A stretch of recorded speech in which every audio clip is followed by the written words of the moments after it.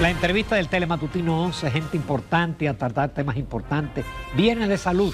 Nos acompaña la doctora Jenny Cepeda, ella es diabetóloga, experta en diabetes, pero también en nutrición del Centro Médico de Diabetes, Obesidad y Especialidades Sendoe.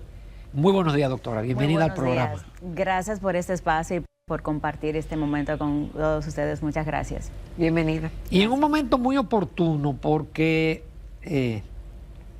se nos va la boca, vamos a decir, con cantidad de platos en diciembre, que son muchos carbohidratos, pero que son tan buenos, un pastelito, un pastel en hoja, cerdo, etcétera. Comenzando con eso, doctora, ¿qué alimentos son más peores? ¿Qué comidas son peores en esta Navidad? ¿Y cuáles son las que uno puede decir, bueno, voy a comer de esto y no voy a tener problemas de pico de insulina o aumento de peso? Diciembre tiene muchos retos porque no solamente tenemos mucha comida, también tenemos muchos eventos. Hay muchos encuentros, personas que no estamos viendo y que de repente en diciembre nos encontramos nuevamente con ellos. El elemento en diciembre es dos cosas, moderación y cantidad. O sea, se permite comer de todo un poco, probar de todo un poco, pero la moderación y las cantidades son importantes. También está la idea de tal vez planificar los platos en casa, porque si bien es cierto tenemos un montón de hidratos de carbono en nuestro plato dominicano, en nuestra cultura dominicana, tenemos tal vez un consumo exagerado de las ensaladas, le ponemos papas. Entonces, ahí también tengo un excedente. Tengo entradas que también tienen carbohidratos o hidratos de carbono, dígase que si el pastelito, que si le ponemos tal vez algún tipo de bollería que pastel en hoja, la telera. En hoja, telera, el pan. Ay, la batata glaseada. Exactamente. Las guarniciones tal vez también están cargadas. Que si el moro, que si el pastelón, que si la lasaña en muchos platos. Entonces la idea es, puedo probar de todo un poco siempre y cuando sea un cuarto del plato. Y del otro cuarto lo voy a acompañar con la proteína. ¿Pero de qué tamaño el plato? Esa es la pregunta. Sabemos que va a haber un excedente. Pequeño. No, pequeño. Y seamos sinceros, va a haber mucho, de todo mucho. Entonces, tal vez bien, me voy a pasar tal vez ese día, ese 24, pero un cuarto de las reglas de los macronutrientes más importantes, por ejemplo, poner que el cuarto del plato para el carbohidrato, el cuarto del plato para la proteína y la mitad del otro plato que sean verduras. Ahora bien, ahí viene también entonces las bebidas. Si ya me comí un postre, pues no puedo ser tan ocioso de pensar que me voy a tomar el ponche. Entonces, optar tal vez con que si ya hice un desequilibrio ¿Cómo se va a comer con el postre, un postre sin un ponche? Ahí está el asunto. O sea, o me tomo el postre o me como el ponche y lo acompaño tal vez con un vino tinto. O sea, sabemos que va a haber un excedente el 24, pero lograr esas cantidades más moderadas, probar todo y al otro día hacer tal vez una propuesta low carb, baja en carbohidratos. Pero el otro día hay que calentar lo que sobró. Hay que calentarlo, pero se calienta el yo siempre calentado. digo compartamos, vamos a compartir. Del 25. El 24 es un hermoso momento para compartir. Hay un montón de vecinos, tal vez trabajadores que tuvieron que quedarse, doctores que están en un hospital solos ahí sin 24. Podemos compartirlo. Vamos a compartir esos alimentos para que no quede tanto en la nevera. Y yo en mi casa siempre tengo platos adicionales para que todo el mundo se lleve, pero al fin para que tampoco me quede un montón en la nevera. Y después que te lo tengas que comer. Claro. Ahí. Pero la proteína que es el cerdo, cerdo, pavo. pollo, pavo. Lo ideal sería que hacerlo lo más magro posible, al horno, a la plancha, al vapor, evitar las frituras, evitar que sean empanizados. La idea está en planificarlo en casa antes de... Y la piel, el cuerito del cerdo, que es Vamos a pecar un poquito, apetecido claro que sí. por los dominicanos y que tanto nos gusta. Claro. Yo Lo bueno incluida. que hay mucha gente y no hay mucha piel, compartimos poquito, porque esto es un exceso de calorías. Ay, qué rico. Sí, claro que sí. Tal vez planear poner más ensaladas verdes, no colocarle papas, sino más bien ponerle frutas, que si manzanas, no frutas disecadas, sino frutas frescas. Porque se nos olvidó el pastel ese de Navidad que tiene muchísima... La ensalada rusa no es ni rusa ni es ensalada, es una aberración nutricional para nosotros los nutriólogos. Ay, tan rica que es. Buenísima, Doctora, pero ¿y qué es pasa una en el guarnición. cuerpo cuando una persona se da ese atracón de carbohidratos? ¿Qué ocurre en el cuerpo? Es terrible porque comentábamos fuera de cámara, cuando uno se coloca un sensor de glucosa, tú aumentas tu conciencia, aunque no tengas un diagnóstico de ninguna situación metabólica, tú aumentas tu conciencia de cómo estos alimentos influyen en tu cuerpo. Y si bien es cierto, los picos glucémicos, las elevaciones de glucosa en sangre, realmente hacen su impacto a nivel endotelial. Y cuando tú tienes el diagnóstico, ya llegamos tarde, ya hay un daño en la mayoría de los casos en órganos importantes. Entonces tenemos que prestar atención. Cuando hacemos esas exageraciones en los hidratos de carbono, nuestro cuerpo responde con picos glucémicos que, aunque bajan de una vez, provocan estos cambios a nivel endotelial, que es la piel que recubre tal vez los vasos sanguíneos, pero también en todo nuestro cuerpo tenemos vasos sanguíneos. Entonces la afectación es en todo el sistema. Entonces puedo afectar órganos importantes como cerebro, hígado, riñón, órganos vitales. Pero Entonces, por un día. es que la historia no se queda ahí, porque está el 31.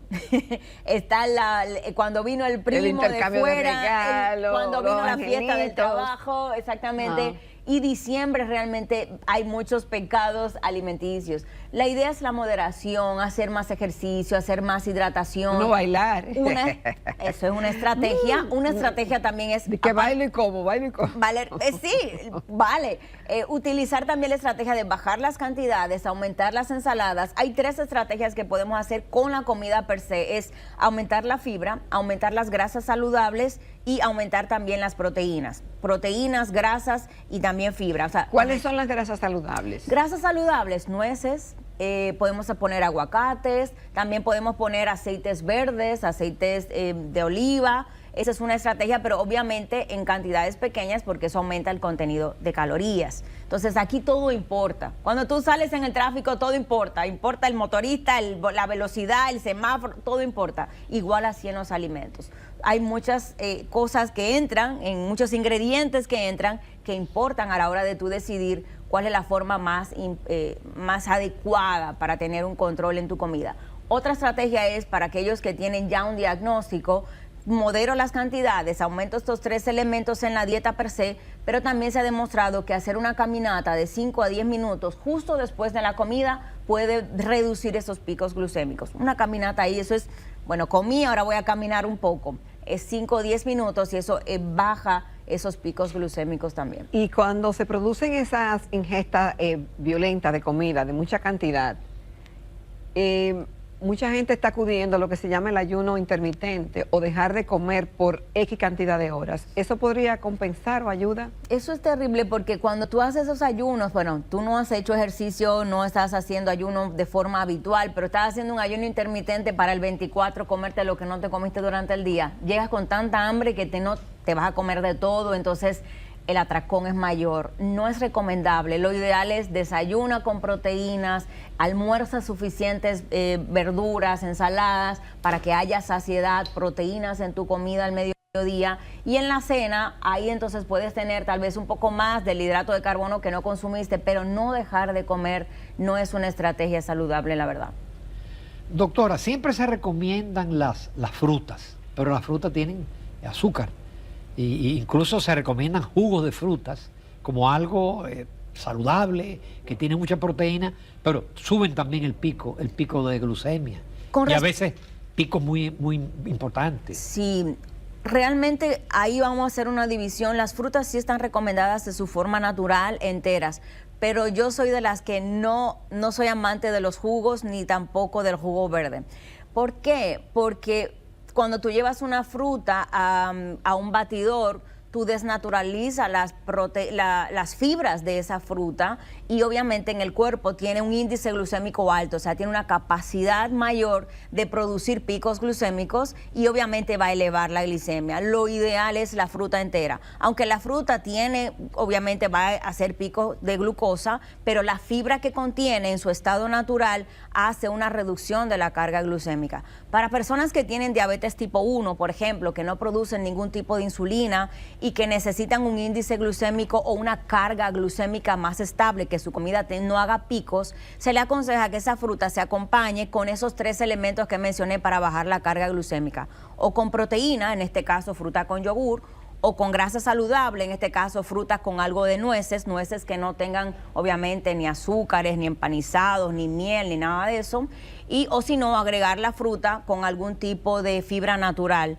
una galleta integral o tal vez una mermelada sin azúcar con galletas integrales, porque esa fibra va a dar entonces una carga glucémica mayor. Podemos comer frutas si no tengo ninguna condición, porque lo importante aquí es la cantidad y que sea alta en fibras. Doctora, en qué momento una persona debe de chequearse esos niveles de glucosa o ya, como estamos tan avanzados del dispositivo que te mide, tipo mapa, te mide durante 15 días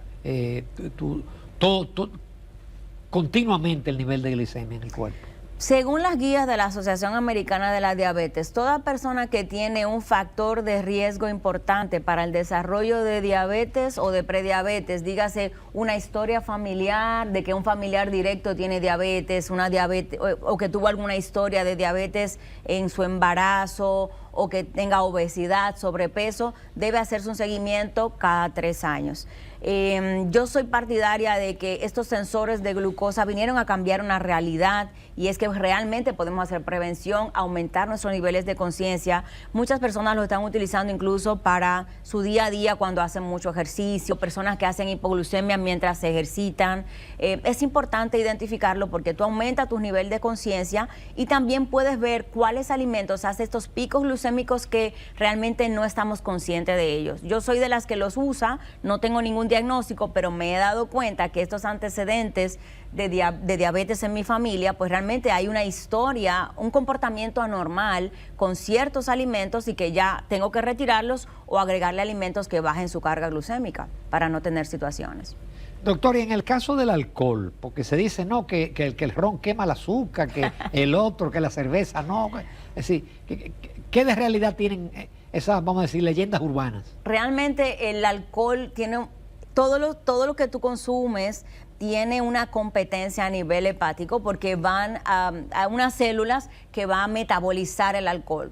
Entonces, si tú consumes alcohol y estás tomando alguna medicación, la medicación y el alcohol entran en competencia. Y no es que quema el azúcar, es que es a un costo muy alto. Perdóneme doctora, ¿cuáles medicamentos compiten con el alcohol? Casi todos los medicamentos. Dicen que los antibióticos dejan de hacer su efecto si la persona consume alcohol. ¿Eso es cierto? Para ser honesta, casi todos los medicamentos de alguna forma u otra se metabolizan a nivel hepático. Pero hasta un analgésico. Sí, claro que sí, casi todos los medicamentos. Pero cuando usted dice que se metabolizan a nivel hepático y una persona consume alcohol, ¿qué quiere decir eso? Quiere decir que todo el que está tomándose una tableta tiene que tener cuidado con el alcohol, porque si todos van a pasar, ya sea el medicamento o metabolitos, que puede que tengan una forma de eliminarse a nivel de otro órgano, digamos riñón, pero esas cuando se degradan, parte de ellos pasan también por el hígado, esa degradación compite con el alcohol. Entonces es un costo muy alto donde tú estás forzando tu hígado, que el alcohol está poniendo más trabajo a esa ruta y que es una degradación peligrosa, porque aquellos que están utilizando medicamentos para la diabetes que reducen la glicemia y tú agregas alcohol, los bajones de azúcar o hipoglucemias pueden ser terribles y pueden comprometer la vida de la persona. Una hipoglucemia no tan solo te produce arritmias, situaciones cardíacas, tú puedes tener muerte súbita. Decía, bueno, se murió de un infarto, tenía diabetes, pero probablemente fue una hipoglucemia que tuvo, que vino de repente y no se previno, que fue una hipoglucemia asintomática que tuvo. Doctora, fuera de lo que es la diabetes, ese desorden, esa enfermedad silenciosa, se ve como una maldad en el consumo de azúcar. ¿Qué es lo malo de consumir azúcares? ¿Dónde está? Porque los carbohidratos se convierten en azúcares y todo lo que es dulce pues sabemos que tiene azúcar, pero ¿qué es lo malo que tiene? Dice que alimenta el cáncer, pero ¿qué es lo malo? ¿Qué es lo dañino que tiene? Yo diría que el problema aquí, lo malo es la situación de la condición de diabetes, que es una situación, una condición en la que el metabolismo de la glucosa se ve afectado, ya sea por una deficiencia de insulina, que es la que metaboliza esta hormona, o una insuficiencia o una producción nula, como en el caso de diabetes tipo 1, para metabolizarla en su totalidad. El problema aquí es no tengo la maquinaria metabólica necesaria para metabolizar los carbohidratos. Cuando no existía insulina, cuando no existía medicamentos para tratar la diabetes, la gente hacía era dieta keto, dieta cetogénica, sin hidratos de carbono. Y básicamente ese era el tratamiento médico que tenían en ese tiempo, entre otras hierbas y cosas, pero era el tratamiento de elección, eliminar los hidratos de carbono o carbohidratos de la dieta. Pan, pasta, harinas, y básicamente en eso consistía. Pero el problema aquí es que tengo una alteración principalmente del metabolismo de la glucosa por una deficiencia de la insulina. Doctora, usted comentaba ahorita que por hacer ejercicio es posible que haya una hipoglucemia. Es correcto, es correcto. Si tú, por ejemplo, estás haciendo ejercicio, tú estás obviamente utilizando tus transportadores de energía, estás utilizando tu reserva energética. Si, por ejemplo, tu reserva energética es poca, comiste poco, no consumiste los hidratos de carbono suficiente para soportar esa magnitud de ejercicio, puedes tener ciertas hipoglucemias. Por eso se aconseja que las personas que están haciendo ejercicio de alto impacto puedan consumir hidratos de carbono complejos, es decir, hidratos de carbono que tengan fibra, que tengan alguna fibra integral para que pueda sostener ese tipo de actividad. ¿Y cuáles son esos carbohidratos con fibra? Y complejo. El mejor son los víveres. Los víveres, batata, yuca, claro, ñame, víveres, yautía. claro que sí. El arroz, el trigo, no es que no se puedan consumir, sino que al no tener muchas fibras, pues obviamente no sostienen tanto, puede hacer elevaciones glucémicas, pero si voy a consumir arroz, tiene que ser integral o hacerlos integral agregándole algunos vegetales. Lo ideal es que si hago trigo, pues el trigo tenga vegetales también dentro para que podamos tener entonces una carga de incursión glucémica más estable y que pueda tener entonces ese beneficio de que pueda sostener un ejercicio y combinarlo con proteínas, por supuesto. Es decir, que los víveres no provocan pico glucémico. No provocan picos glucémicos si la cantidad es adecuada, porque aquí viene el asunto, la cantidad suficiente. Que no se puede comer 2 libras de yuca. Exactamente, y hay algunos que depende también la cocción. En los picos glucémicos, si yo pongo un alimento que está frito versus el que está sancochado, el frito, el tiempo de cocción también importa mucho. El arroz al vapor y el arroz de concón, el arroz al vapor tiene un índice glucémico menor. Entonces, importa muchísimo la forma de cocción, la forma de cómo lo acompañan. Ese con habichuela. Tan bueno que es una salsita de carne. Ay. Si voy a pecar con eso es poquito, le pongo la habichuela y le pongo también carne. Y le pongo la ensaladita porque eso es fibra. Entonces, poquito es importante que pongamos, pero claro que va a tener una mayor carga glucémica que si me hubiera comido un poquitico de arroz blanco. Y el que no se lleva de usted y se dio el atracón el 24, el 25, el 31 y el día 1, ¿qué debe hacer en enero? Y al médico. El Señor lo acompaña y nos vemos en la emergencia de Sendor. Mira, básicamente ahí si ya pecó y no queda de otra, si tiene diabetes probablemente va a estar en mucho descontrol, mucha agua. Empezamos una dieta controlada en calorías, en hidratos de carbono, aumentamos las proteínas, más ejercicio, para que ese contenido calórico que se agregó en todo el mes, pues podamos recuperarlo, porque no va a pasar tan rápidamente esa cantidad de calorías que yo consumí en un mes. Quemarla me va a tardar probablemente 2 o 3 meses.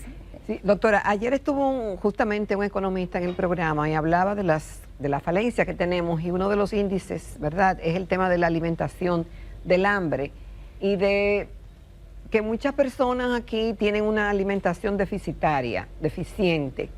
Y ponía el caso de que a veces un obrero se toma un refresco con un pedazo de bizcocho o una fritura en la calle y que ya comió, pero eso no es una buena alimentación.